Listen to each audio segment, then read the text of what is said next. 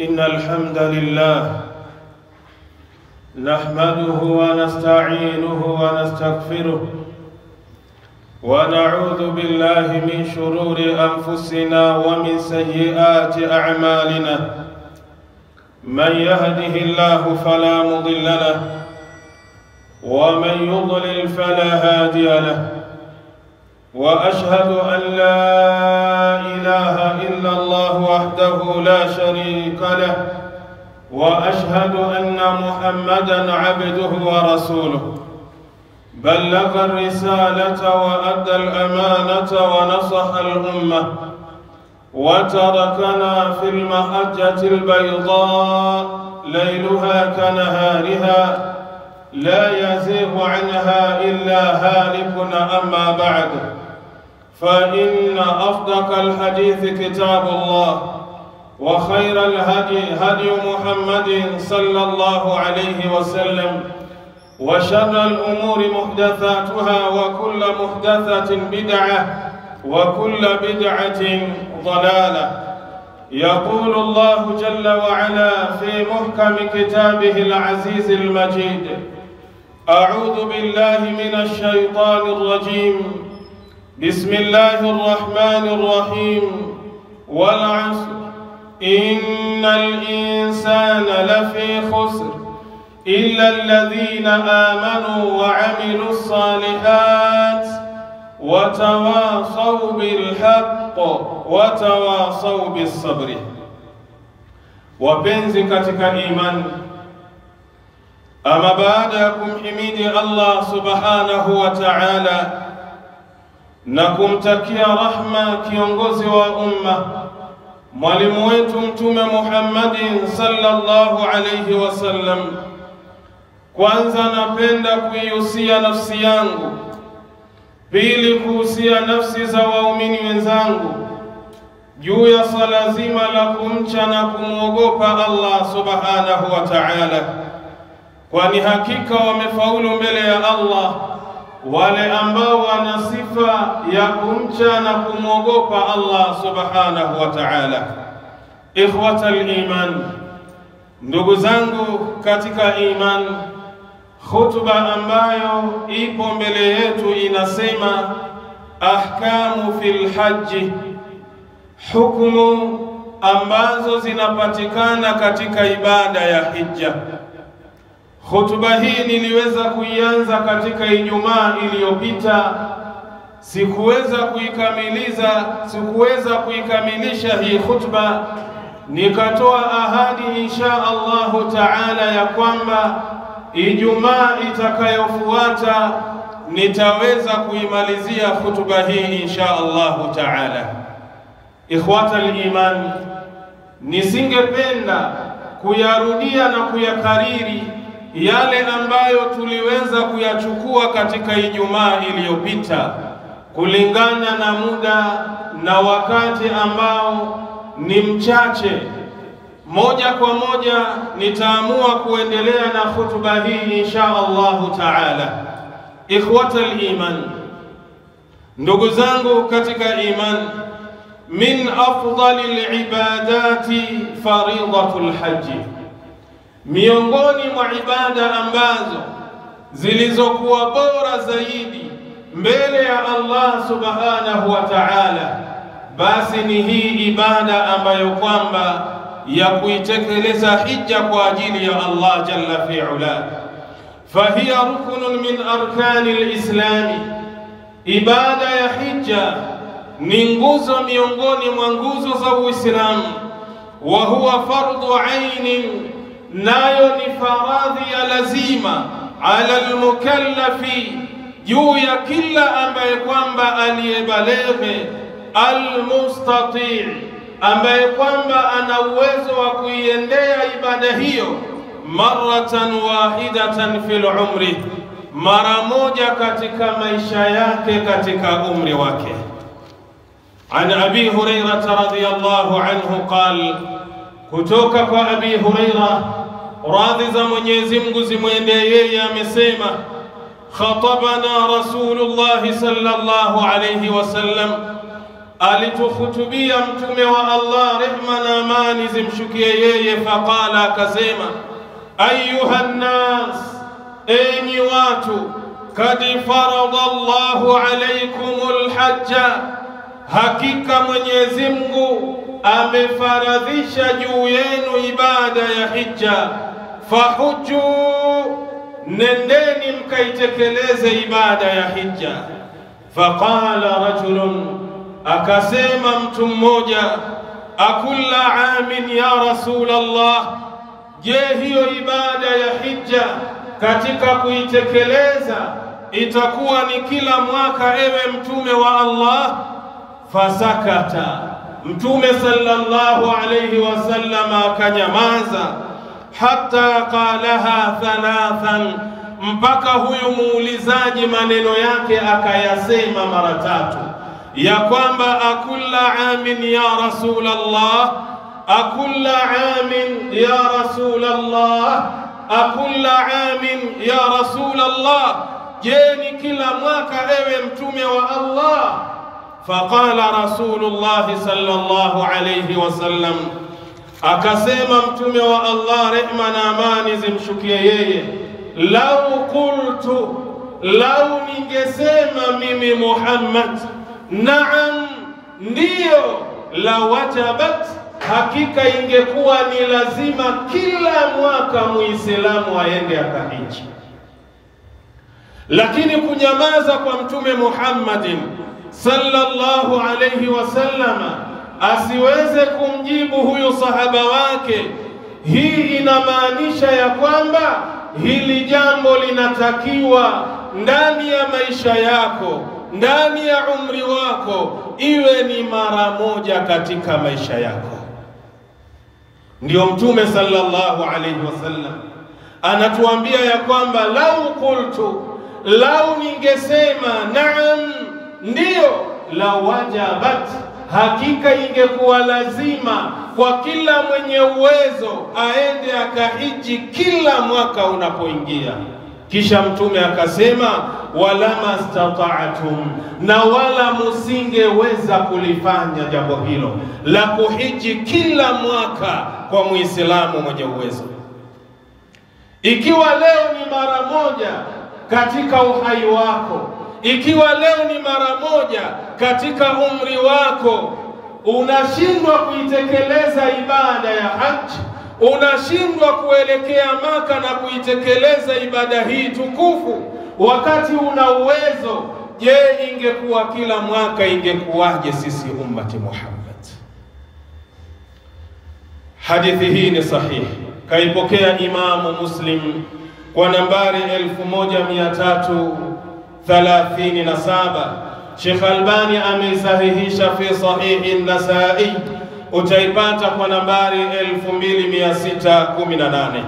Ikhwata al-iman, ndugu zangu katika iman, faman tawaffarat fihi shurutu wujubi al-hajj, yule ambaye zitapatikana kwake sharti za kumwezesha yeye kwenda kuitekeleza ibada ya hija, yani akaweza kumiliki tiketi ya kumfikisha Makka, akaweza kumiliki fedha ambayo itamfanya awe kule Makka, kukaa kwenye hoteli na huduma zote za chakula na vinywaji, na akawa na fedha ya kuweza kuachia familia yake, wayasarahu Allahu alayhi, na Allah akamfanyia wepesi kuielekea safari hiyo, maana yake akiwa ni mzima wa afya, ana nguvu zake, falyubadir fihi, basi na afanye haraka kuitekeleza ibada hiyo ya hija.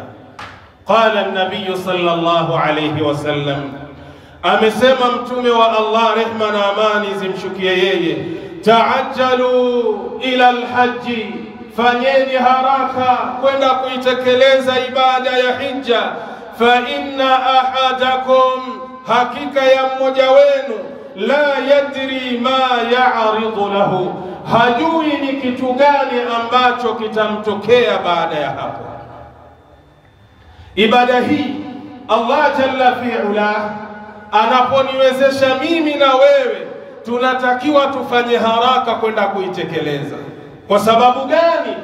Tunapojiwekea tarehe, kila mwaka unapokuja unautia mwaka mwingine mbele, hauwezi kujua ni mambo gani ambayo yanaweza kukutokea. Ima unaweza kuondoka duniani ukashindwa kuitekeleza ibada ya haji, kwa sababu wewe unapanga na Allah jalla fi'ala, na yeye anapanga, na safari ya kifo inapokuja haiagi wala haitoi taarifa kwa yoyote. Yawezekana umekaa wasema mwakani, na ili hali una uwezo wa kuhiji, kumbe Allah jalla fi'ala amekuandikia ya kwamba hii ndio ilikuwa nafasi yako ya mwisho, kama una uwezo ukaitekeleze ibada ya hija. Au yawezekana mwaka ambao unaopanga kwenda kuhiji likaweza kukutokea jambo jingine, jambo ambalo kwamba la maradhi, ukashindwa kutekeleza ibada ya hija. Kwa sababu gani? Kile ambacho kwamba ulichokiweka kwa ajili ya kwamba kikuwezeshe wewe kuitekeleza ibada ya hija, kuna uwezekano ikawa kinatumika katika kuyatibu maradhi yako. Au vile vile yawezekana ukawa una afya njema, lakini Allah jalla fi'ala akaichukua ile mali au pesa ambayo iliyokuwa inakuwezesha wewe kwenda kuhiji. Ndiyo maana Mtume sallallahu alayhi wasallam akasema ya kwamba taajjalu ila alhaji, fanyeni haraka kuitekeleza ibada ya hija, fa inna ahadakum, hakika ya mmoja wenu, la yadri ma ya'ridu lahu, hajui ni kitu gani ambacho kitamtokea kwenye maisha yake. Akhrajahu Ahmad, hadithi ameipokea Imamu Ahmad kwa nambari 2869. Sheikh Albani ameisahihisha fi Sahih al-Jami', utaipata kwa nambari 2957. Walaysa lirrajuli, na wala haifai kwa huyu mwanamume, man'u zawjatihi, kumzuia mke wake, kumkataza mke wake, min hajjati lislami, kwenda kuitekeleza hii hija ya Uislamu, idha wajadat mahraman, pindi anapopatikana maharimu wake. Mke anapokuwa mathalan ana fedha yake, ana uwezo wa kwenda kuitekeleza ibada ya hija, mwanamume hana nafasi wala hana amri kama mke wake huyu atakuwa amempata maharimu ambaye ataongozana naye, atafuatana naye kwenda kuitekeleza ibada ya hija. Mwanamume hana uwezo wa kumzuia huyo mke wake. Wa mahramul mar'ati, na maharimu ambaye ni wa huyu mwanamke, huwa zawjuha, kwanza ni yule mume wake. Ikiwa mathalan mwanamume ana uwezo wake na yule mwanamke akapata fedha ya kwenda kuhiji, wewe ndio unatakiwa mtu wa kwanza usimame katika kwenda na mke wako ili akaitekeleze ibada ya hija.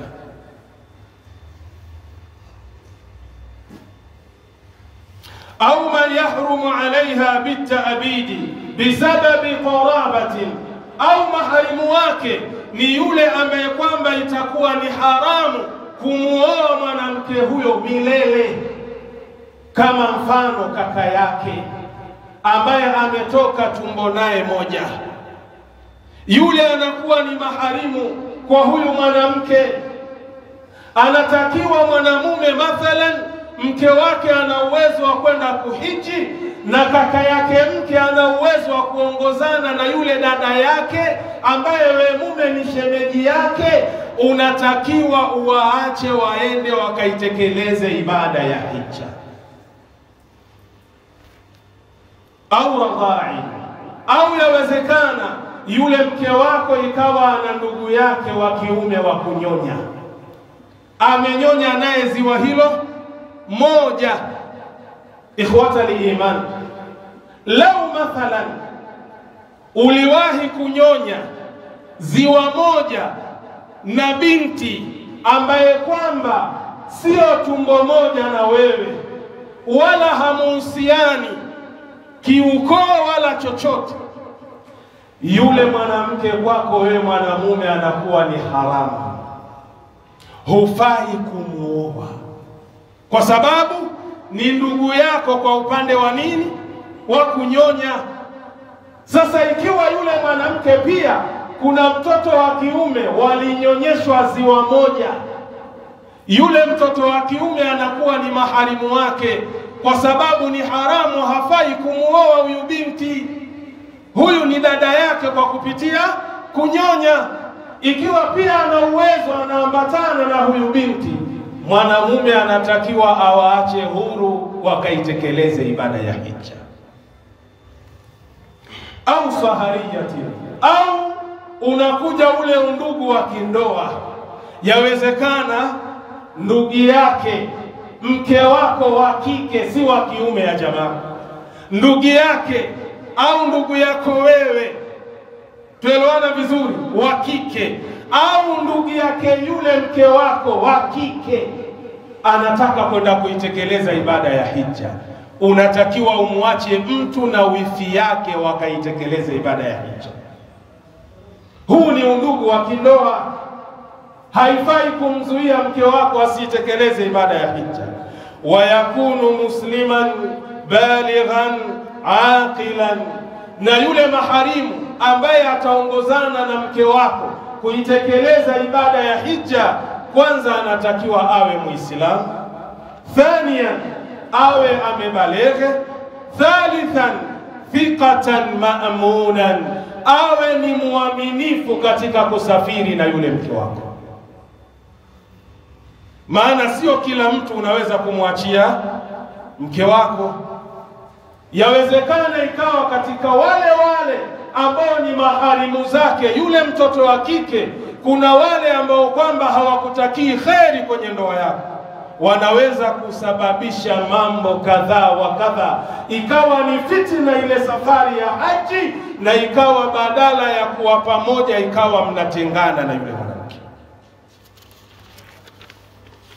Fa innal maqsuda min al-mahrami, hakika ya kukusudia na lengo la yule mwanamke kuwa na yule maharimu wake kwenye ibada ya hija, himayatul mar'ati, ni kumdefendi yule mwanamke ambaye ni mke wako, wasiyanatuha, na kumlinda na kumhifadhi, walqiyamu bishaniha, na ili aweze kusimamia mambo ya yule mke wako. Mara nyingi huwa mwanamke huwa anaposafiri anakuwa ni kiumbe dhaifu sana, kulingana na mabegi anayoyabeba, kulingana na urefu wa ile safari anayokwenda. Yawezekana katika kusafiri yule mwanamke akawa ni mchovu, amechoka, anahitaji mtu ambaye anaweza kumsaidia katika ile safari yake. Ndiyo lengo la kuwa na yule maharimu wake. Lakini pia katika jambo lolote ambalo laweza kutokea sio zuri la kumdhuru yule mwanamke, yule maharimu ana uwezo wa kumdefendi yule mke wako. Nenda kwenye kitabu Al-Bahru Ar-Ra'iq Ibn Nujaym, kitabu nambari 2, ukurasa ni 339. Nenda kwenye kitabu Asharhul Mumti' Ibn Uthaymin, kitabu nambari 7, ukurasa ni wa 41. وقال النبي صلى الله عليه وسلم, na amesema mtume wa Allah, rehma na amani zimshukie yeye, la ta'ata fi ma'siyatin, haifai kumtii na kumsikiliza yoyote katika kumuasi Allah jalla fi'ala. Innama ta'atu fil ma'rufi, hakika si vinginevyo kumsikiliza mtu na kumtii mtu na ni katika yale mambo ambayo kwamba ni mema, ni katika yale mambo ambayo ni mazuri. Sasa ikiwa mathalan huyu mwanamume anamkataza mke wake asiitekeleze ibada ya hija, mwanamke hatakiwi kumsikiliza mume wake. Sio kila jambo huyu mwanamume ndani ya nyumba anafanya nini? Anasikilizwa. Katika jambo ambalo kwamba ni la lazima, ni la faradhi, kama mfano wa ibada ya hija, huyu mwanamke hafai kumsikiliza mume wake.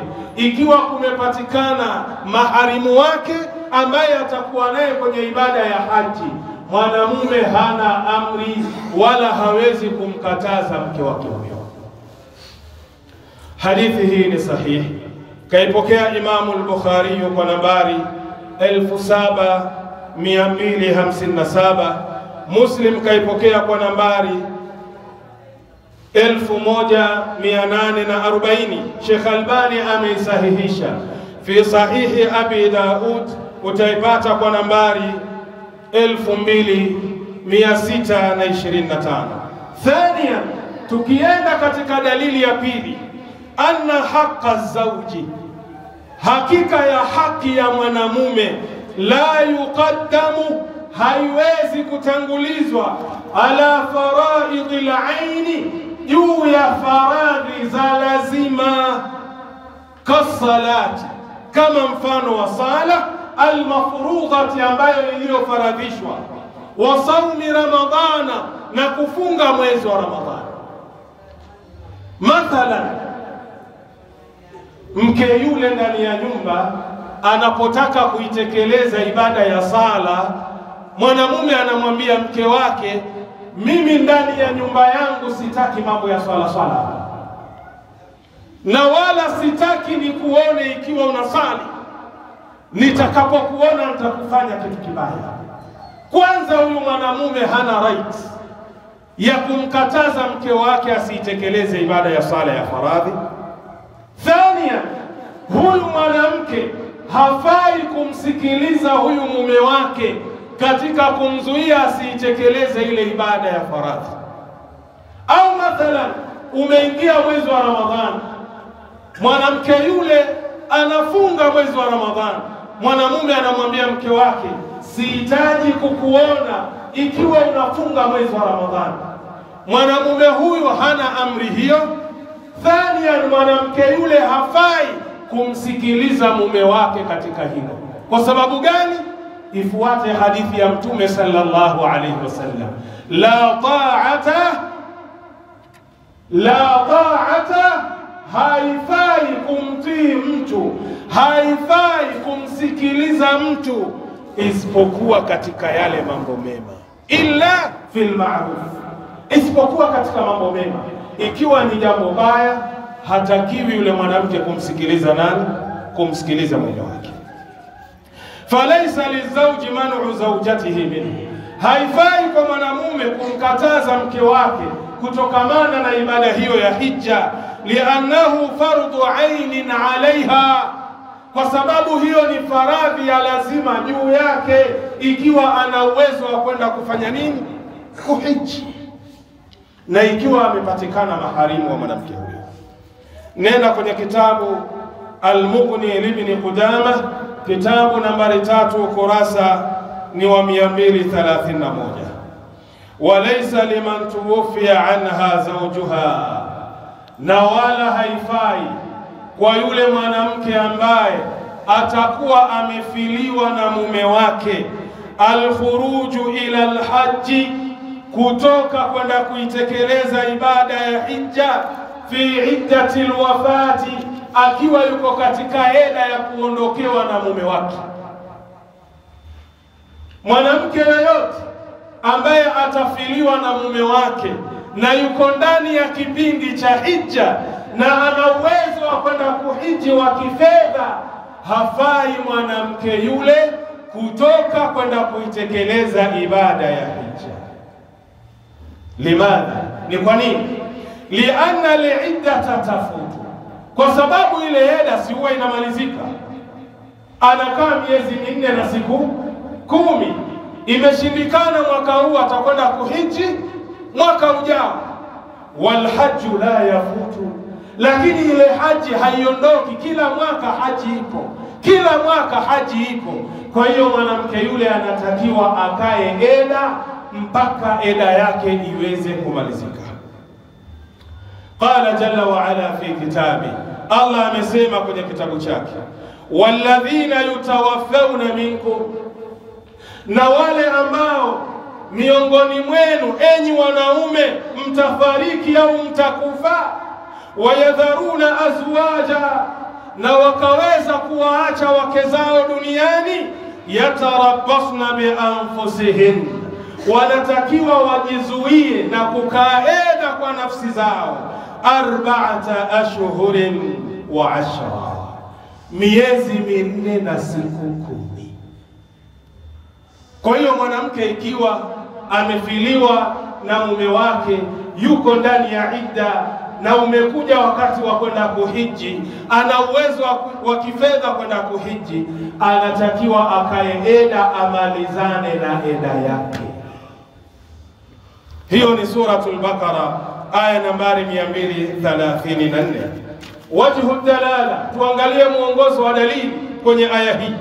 Anna almutawaffa anha zawjuha, kwamba yule aliyefiliwa na mume wake, la yajuzu laha, haifai kwake yeye, an takhruja min baitiha, kutoka kwenye nyumba yake, watusafira lilhaji, na kusafiri kwenda kuitekeleza ibada ya hija, hatta taqdiya liiddata, mpaka eda yake imalizike. Liannaha fi hadhihi alhali, kwa sababu katika hali aliyokuwa nayo kwa sasa, ghairu mustati'atin, hayupo ndani ya yule mwenye uwezo wa kuitekeleza ibada ya hija. Liannahu yajibu alaiha, kwa sababu inalazimu juu yake, an tatarabbasa fil baiti, ajifunge na akae ndani ya nyumba yake mpaka amalize eda yake. Maneno haya ukiyataka, nenda kwenye kitabu Majmuu Fatawa wa Rasail al-Uthaymin, kitabu nambari 21, ukurasa ni wa 214. Wa an Sa'id ibn al-Musayyib, kutoka kwa Sa'id mtoto wa al-Musayyib, anna Umar ibn al-Khattab radhiyallahu anhu, hakika ya Umar mtoto wa Khattab, radhi za Mwenyezi Mungu zimwendee yeye, kana yaruddu almutawaffa anhunna azwajuhunna min albaydai, alikuwa akiwarudisha wale wanawake waliofiliwa na waume zao ambao wako ndani ya eda, kutoka sehemu moja inaitwa Albaida. Umar yuko hapo Albaida. Hii ni sehemu ambayo iko baina Makkah wal Madina, iko sehemu ambayo kwamba baina ya Makkah na Madina. Umar anakaa pale, akishajua huyu amefiliwa na mume wake, bado yuko ndani ya idda, anamrudisha, anamwambia haya, Madina huko, nenda ukakae eda yako. Yamna'uhunna alhajja, anawakataza wasihiji. Rawahu al-Imam Malik fi al-Muwatta, maneno haya ameyapokea Imam Malik katika kitabu chake al-Muwatta, kitabu nambari 2, ukurasa ni wa 591. Qala al-Albani fi Irwa'i al-Ghalil, vile vile maneno haya ameyazungumza Sheikh Albani kwenye kitabu chake Irwa'ul Ghalil, kitabu nambari 7, ukurasa ni wa 207. بارك الله لي ولكم بالقرآن العظيم، ونفعني وإياكم بالآيات والذكر الحكيم. أقول قولي هذا وأستغفر الله لي ولكم، فاستغفروه إنه هو الغفور الرحيم وهو البر الكريم. أستغفر الله.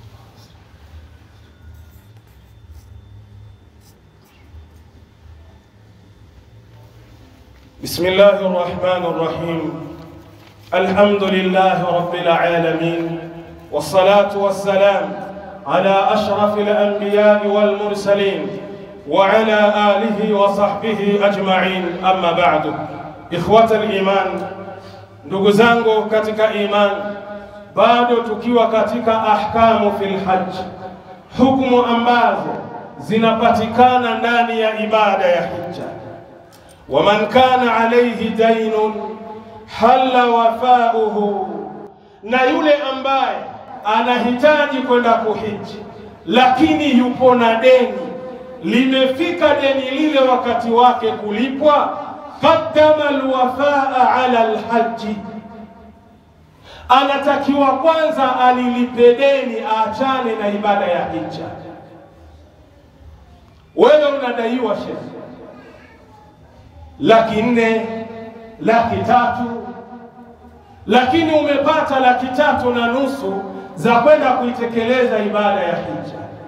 Katika hizo 3,500,000 ambazo ulizozipata, kuna mtu ambaye anakudai wewe, na ahadi ya kulipa deni lile la kwake ipo tayari, imefika.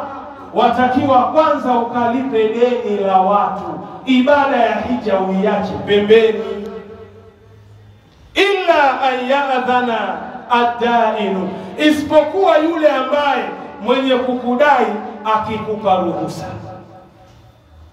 Umepata zile 3,500,000, yeye anakudai 200,000 au 300,000, ukaenda kwa yule ndugu yako, ndugu yangu nimekuja, najua wanidai 300,000, lakini nimepata hizi 300,000, na mimi alikuwa na azma, nina dhamira huu mwaka niende kaitekeleze ibada ya hija.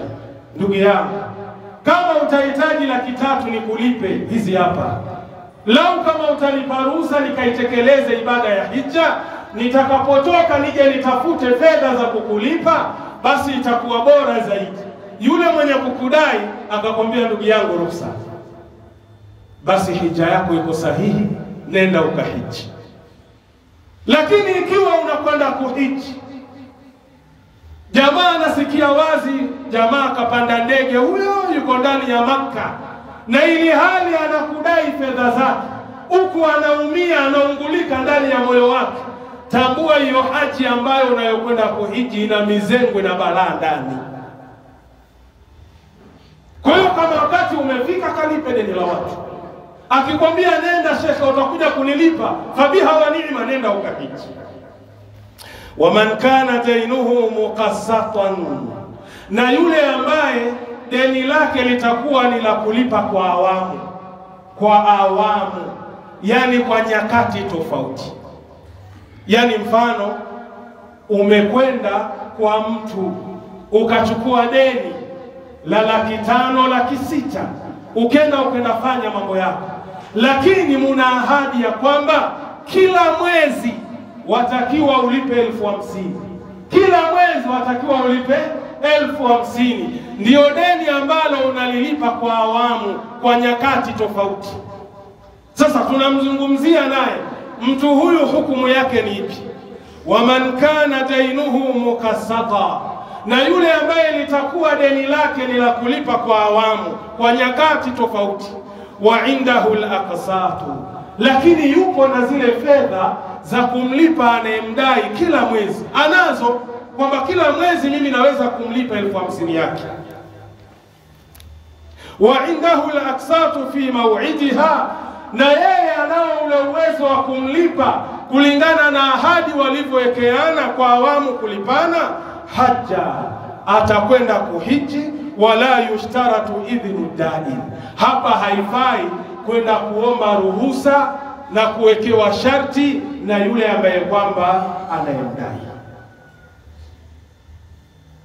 Ikhwata al-iman, ndugu zangu katika imani, naona wakati umetuacha, wacha nimalize hotuba yangu inshallah.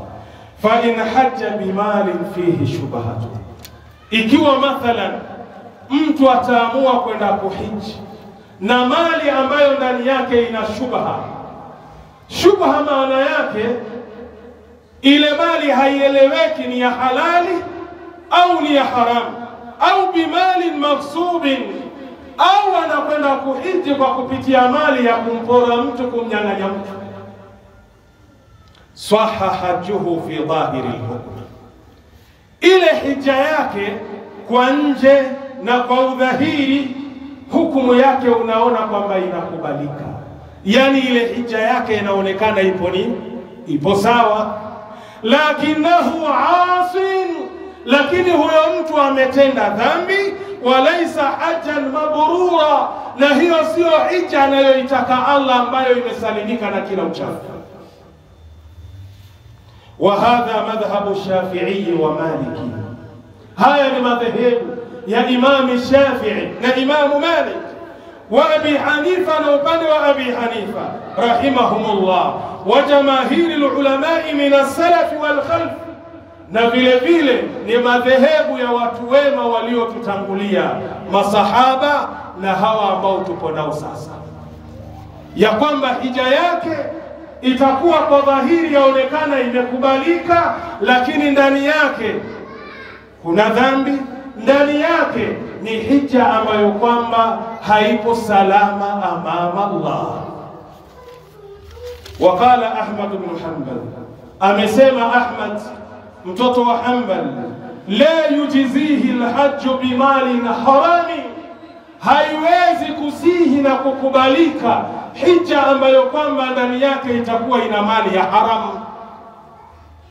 Huyu ni Imamu Ahmad anasema hija ya mtu ambaye amedhulumu pesa yake ikamwezesha kwenda kuhiji, au mathalan sio kudhulumu, lakini fedha hizi zimepatikana kwa biashara ambayo ni haramu, madawa ya kulevya anauza, au anauza miadarati tofauti tofauti, au biashara ambayo sio salama, sio biashara ya kheri, akaamua kuchukua zile fedha akaamua kwenda kuhiji. Hija hii amama Allahi haiwezi kukubalika. Wa fi riwayatin ukhra, katika riwaya nyingine, yasihu ma'al hurmati, ya kwamba itaswihi pamoja na uharamu uko ndani. Nenda kwenye kitabu Al-Majmu' lin-Nawawi, kitabu nambari 7 ukurasa ni wa 62. Wa fil mawsu'ati al-fiqhiyya, nenda kitabu nambari 17 ukurasa 131. Wa fi fatawa Ibn Baz, kitabu nambari 16 ukurasa ni 387. Kumaliza mzozo huu wa fitna, kumaliza yule ambaye anakwenda kuhiji na mali ya haram, je, inafaa hija yake au haifai? Ni hadithi ya bwana Mtume Muhammad sallallahu alayhi wasallam, anna an-nabiy sallallahu alayhi wasallam, hakika ya Mtume rehma na amani zimshukie yeye, dhakara rajula, siku moja aliwatajia masahaba kuhusiana na mtu mmoja, yutilu safara, mtu huyu alikuwa amesafiri safari ndefu, mwendo mrefu, ash'atha akhbara, amechoka, amejaa vumbi huyu msafiri, yamudu yadaihi ila samaa, ananyoosha mikono yake kwenye mbingu ya Allah jalla fi ula, maana yake akihitaji msaada kwa nani? Kwa Allah jalla fi ula, akisema ya Rab, ya Rab, ewe Mola wangu mlezi, ewe Mola wangu mlezi, maana yake nisaidie, maana yake nahitaji kitu fulani. Wa mat'amuhu haram, chakula chake huyo mtu ni cha haramu, maana yake ile riziki ambayo anayoipata inatokamana na chumo la haramu. Wa mashrabuhu haramu, na kinywaji anachokunywa kinatokamana na fedha ya haramu. Wa malbasuhu haramu, na vazi analolivaa chanzo na sababu yake kupatikana vazi hilo ni fedha ya haramu. Wa ghudhiya bil harami, na damu yake imezungukwa na kila aina ya haramu. Fa anna yustajabu lidhalik, Mtume anawauliza masahaba, ni kwa njia gani huyu mtu itajibiwa dua yake amama Allah, mbele ya Allah, wakati kila kitu chake ni cha haramu? Sasa tunarudi pale pale kwenye ibada ya hija. Hija yako inatokamana na chumo ambalo kwamba ni la haramu. Hoteli unayokwenda kuishi kipindi unafanya hija, fedha imetokamana na chumo la haramu. Chakula unacholetewa pale hoteli ulichokilipia kinatokamana na chumo la haramu. Pesa unayoacha nyumbani kwa familia yako inatokamana na chumo la haramu. vipi hija yako itaweza kukubaliwa? Leo chukua mfano, kuna watu miongoni mwetu riziki yetu inapatikana kutokamana na chumo la haramu. Ile fedha ambayo ulioipata wewe, nyumbani unawalisha chakula cha haramu, kinywaji ni cha haramu, wewe mwenyewe makazi unayoishi unalipia kwa pesa ya haramu, wewe mwenyewe chakula unachokula kinatokamana na haramu, vazi ulilolivaa linatokamana na chumo la haramu. Kisha unakuja amama Allah, tadkhulu almasjida wa taqifu amama Allah, unaingia msikitini, unasimama mbele ya Allah, Allahu akbar, unamwabudu Allah jalla fi'ala. Mat'amuka haram, chakula chako ni cha haram, wa mashrabuka haram, kinywaji chako ni cha haram, wa malbasuka haramun, mavazi yako yanatokamana na chumo la haram, na umezungukwa damu yako na kila aina ya haram. Vipi Allah anaikubali swala yako? Jiulize hilo swali. Na leo tukiambiwa masala ya haramu, kila mmoja anaona ya kwamba huyu bwana amepitwa na wakati. Lakini ukumbuke hili ni swali ambalo utakwenda kuulizwa amama Allah. Kwa sababu gani? Mtume sallallahu alayhi wasallam anasema, la tazulu qadama 'abdin yawm al-qiyamati hatta yus'ala an arba'i, hakuna mguu wa mwanadamu yoyote siku ya kiyama utainuka mpaka aulizwe mambo mangapi? Manne.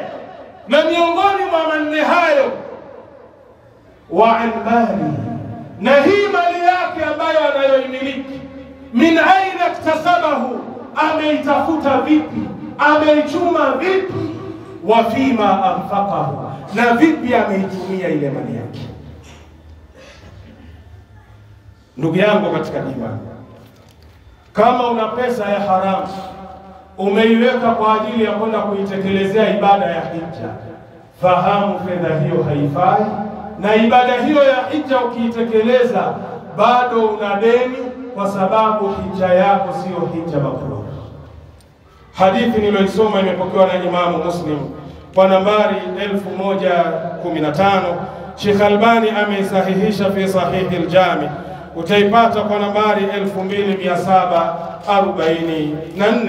Wapenzi katika imani, wasia wangu kwa ndugu zangu Waislamu ni kuyafanyia kazi yale ambayo nimeyazungumza, kwa sababu kusikiliza unaweza kuyasikiliza, lakini kuingia ndani ya bongo na kuyafanyia kazi, hii ni khiari yako, hii ni kwa kupenda kwako wewe mwenyewe. Ukiona haya ambayo niliyoelezwa ni sahihi, na mimi nipo ndani ya mfumo huu, naishi tofauti na anavyotaka Allah, badilisha maisha yako, badilika amama Allah, na Allah yupo atakusamehe unapokuja amama Allah. Mwisho kabisa, kuhiji sio lazima uwe tajiri. Kuna watu kwenye akaunti zao zinasoma, mtu ana milioni moja, ana milioni 1.5 kwenye akaunti yake, lakini kila siku yeye ni mtu wa kuzihesabu tu zile fedha. Mashaallah, niko na milioni 1.5, wacha nifanye bidii mwakani niwe na milioni 3 mashaallah.